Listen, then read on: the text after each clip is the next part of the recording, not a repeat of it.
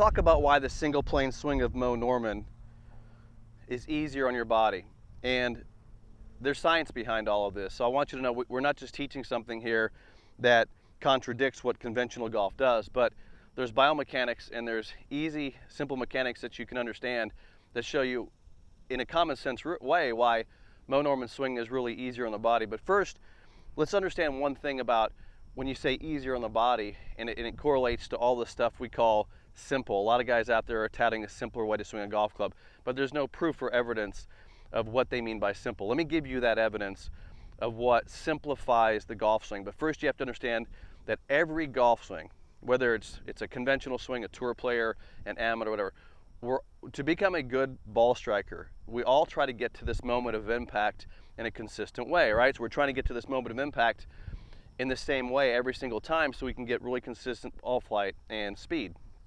But so if you look at a golf swing from the idea of achieving impact, which we should, if you're not working on how to get to impact, you're really not working on your golf swing, then we have to look at where we start. We have to look at all the cause and effects during the swing.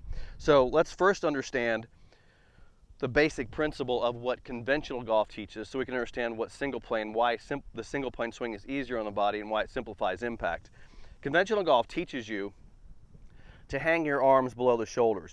Now there's absolutely no evidence that it's proven why hanging your arms below your shoulders is a better way to achieve impact. There's no science out there. So I just want you to know that this conventional golf position where you're hanging your arms straight down, there's just no evidence that that's the best way to get this job done. I've taught many seminars, I've been to many golf shows, and no one can scientifically show me that if you gave a kinesiologist a human body and said hit a golf ball with it, they would hang your arms like this. Matter of fact, even the Iron Byron machine, the true temper testing machine, puts the club on a single lever. So there's no evidence there, but that's where people are starting you, and I think it's the biggest mistake in golf. The biggest mistake in golf is hanging your arms straight down. It just makes no sense to do that, and that's where maybe I get controversial, but I just don't believe this is the best way. I believe Moe Norman had the best way, and the problem here is that when you hang your arms straight down like this, which they call athletic, is not athletic at all, because what happens is you're too close to the golf ball. And when you go to swing a golf club, your body has to make room because this mass is trying to line up with the arm. So if you're having trouble getting to impact, it's because you're just too spatially close to the ball, and now you have to make some real compensations while you're moving your body. Now the way conventional golfers get to impact, because we talked about getting to impact, is they have to lift up something in their body. So they do it with the lead leg. They straighten the lead leg. Now remember, they're making room with the body. Well, the upper body's going down, the lower body's going up. And you see what's happening here. As the lower body goes up and the upper body goes down, it's putting stress in the mid part of my body and my back. Because sometimes people go completely up, which then they miss the golf ball. But if you're gonna hit the ball, you gotta go down and then go up, and it puts stress on the body. That's why if you have back problems, you're having back problems. That's why if you're a conventional golfer, you're having back problems. That's why tour players are having back problems. So how did Moe figure this out? How did Moe simplify this swing? It's pretty simple, watch this.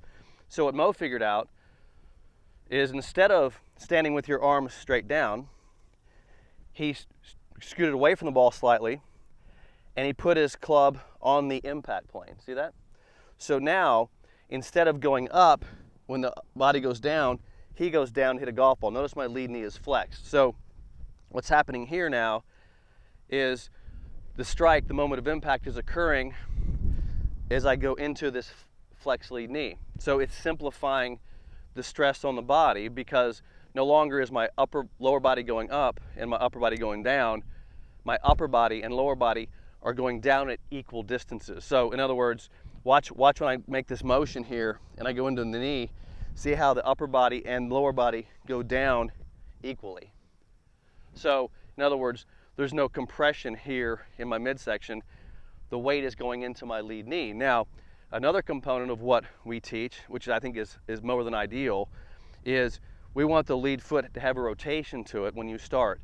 Because when you go down, see how this part of my body, very strong part of my body, is taking the weight of my body so I can then rotate and release. So we want rotation and a stability with the lead leg, as opposed to the foot being straight out where you can roll and there's no stability. That puts more stress on the outside of the leg. So each component that we teach is to simplify motion and make it easier on your body. So check this out. I'll hit a shot here, and you're just going to see lead foot turned out.